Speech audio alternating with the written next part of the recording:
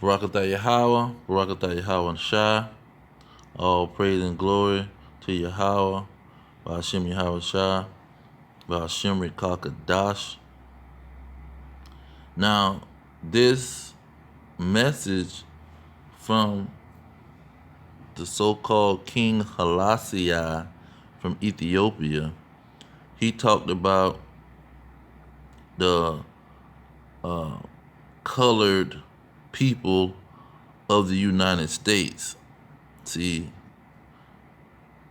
you hear people say black people and colored people, and see that's the propaganda. That's the propaganda that we are talking about. But simple minded people can't grasp that small but powerful propaganda that's being used on this group of people. Okay. Now, he even addressed it. How you don't use these type of things. These things need to be eradicated. Now, let's get his quote on that. How these things need to be eradicated.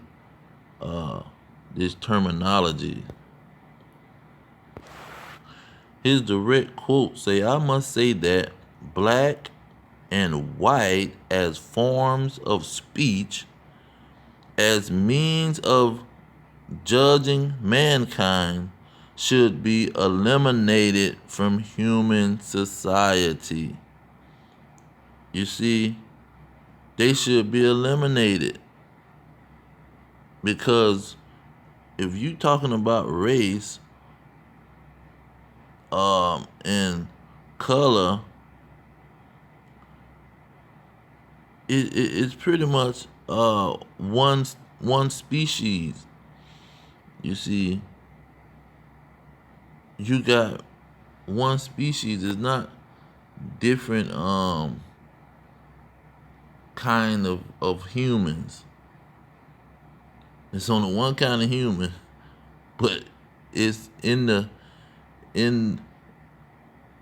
that situation you have many families of humans. You have different families of humans, but a human is a human. A man is a man, but man have different families, and that's the situation. It's no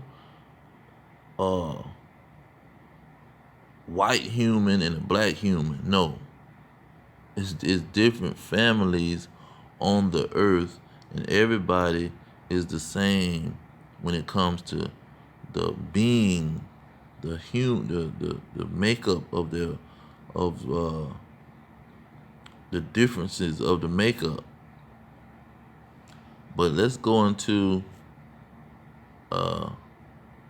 now, he made this statement in an interview with the Americans, or the so-called European nation.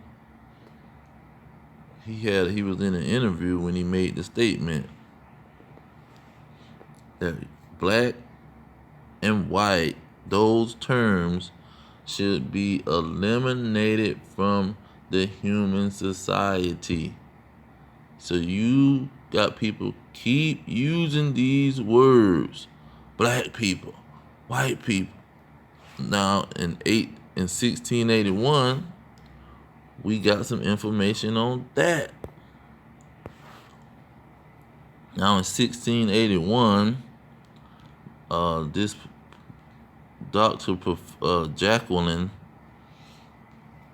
she was bringing out this term white being put on people didn't exist until 1681. So why are you people using these terms, colored people, white people, black people? It does not exist.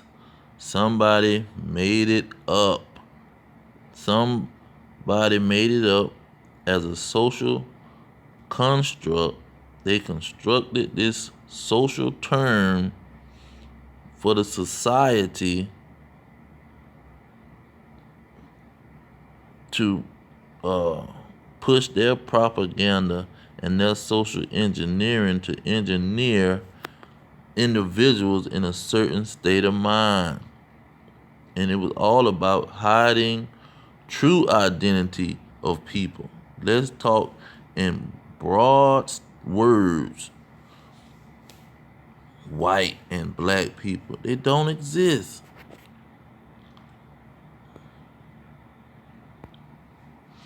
Now, when you look at any human being, which that's the common name for people, when you look at the any person on earth, they're gonna be either two colors. They're gonna be either red or they're gonna be brown. There's only two colors for humans on earth.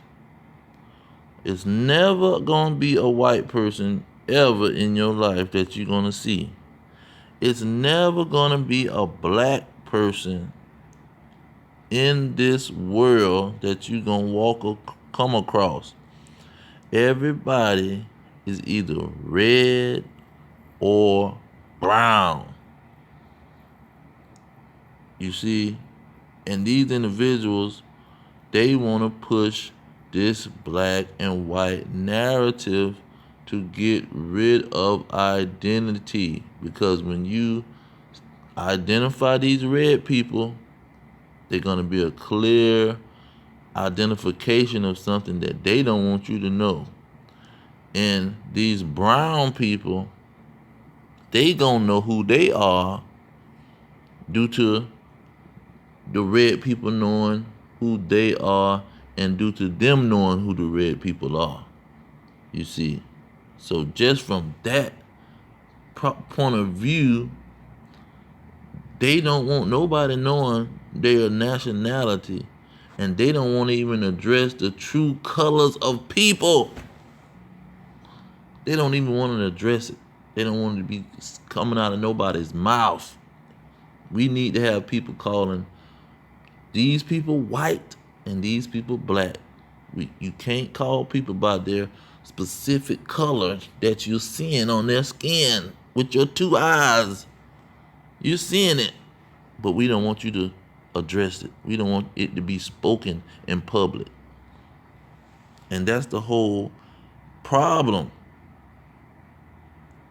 You see, now the question is, why don't they want people to know that they are red people on earth?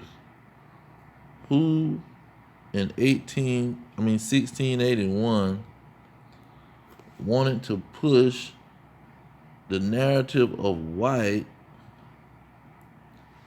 and even beyond that, why was they pushing color on individuals? And mainly, it was pushed on a certain group of individuals first, due to their skin complexion, because in the society, everybody was this guy's complexion. Will Ferrell, I think his name is. And so this is a clearly red person. You ain't gonna get white. On the end of the picture is white. This person is thoroughly red. He's red almost like a cherry. And so how in the world is people calling these people white? They are not even close to a white. Not even close. It's white all around on the picture, but he ain't even close to no white. This man is red as fire. And every last one of them, if they go out in that sun like he did, they will become red. When they come out the womb, they're red like this. And so why is they what is the big secret about this red? What is the big secret? Oh, I think I know what the big secret is, because it's an individual in this Bible that is described as red. And not only the individual, the whole family is described as red. You see, that's why. And this family has a major situation going on that they probably don't want to face. And they are angry about it. Now let's address this situation. It says in Genesis chapter 5. Genesis chapter 25, verse 25. It says, and the first came out red, all over like a hairy garment, and they called his name Esau. Okay. They called his name Esau, and Esau means wasted away is he. Verse 30, it said, Esau said unto Jacob, feed me, I pray thee, with the same red pottage, for I am faint. Therefore was his name called Edom. And Edom means red. So his name went from wasted away is he unto red. So Esau was called Edom. And so Edom, the nation of Edom, they got to the point where they didn't want people to be recognizing them as red, because the most in that time in 1681, the only literature that was out amongst mankind across the board was the Holy Hebrew Scriptures. And we just read in the Holy Hebrew Scriptures that Jacob's twin brother, who he was going to have to be a slave to, and who will eventually will be the slave to Jacob, he came out red and was named red. Not only was he did he come out red, they called him red. You see how significant the skin color is. He came out red. Now, you got a lot of meat on that bone. You got a lot of meat on that bone. But Edom was addressed in the Bible many places, because this nation is a very important nation. That's why Jacob, they was Jacob's twin brother, because Jacob is a very important nation. God gave his laws to Jacob. You see, God gave the blessing of all blessings to Jacob. So, not obviously Esau, his twin brother, would be very important. He would be a significant character. So anyway, when you go to Malachi chapter 3, verse, starting at verse 3, Malachi chapter 1, starting at verse 3, chapter 1, verse 3. And I hated Esau and laid his mountains and his heritage waste for the dragon of the wilderness. Then in verse 4, he addressed them as a nation. Whereas Edom saith, we, not one person, we are impoverished, but we will return and build the desolate places. Thus says the Lord of hosts, they shall build, but I will throw down, and they shall call them the border of wickedness, and the people whom the people against whom the Lord has indignation forever. So the nation of Edom, the Lord is having indignation towards them. You see, so these people do not want anybody knowing that they are red. They don't want anybody knowing that they might be associated with this nation that's called red, with this man that's called red. No, we got to name everybody else red. We got to name people by white, by black, by green, any color we can name them. We don't want to be associated with anything that got to do with red. Red light, that means stop. Anything red, it's a problem. Don't you mess with that word red in that color. We want any other color but that color. You can call us pink, orange, anything you want to call us, but don't you call us red. And you see, that's why these individuals can't grasp the simple situation that we trying to present to them. It's not about skin color. You see, it's not about skin color. They made it about skin color because skin color exposes them. Skin color bring them into the light, and then you can see them clearly. So they had to make everything about the skin color and switch it up and say black and white. When nobody is black and white, everybody is red or brown. Red or brown. Now when you go to Revelation, I'm gonna make this simple and quick. When you go to Revelation, the first chapter, it give a quick description of Yahweh, who they ignorantly call Jesus Christ, and we just gonna hit it straight on the point. First chapter of Revelation, verse 15, and his feet like unto fine brass. So Yahweh was brown. He wasn't red.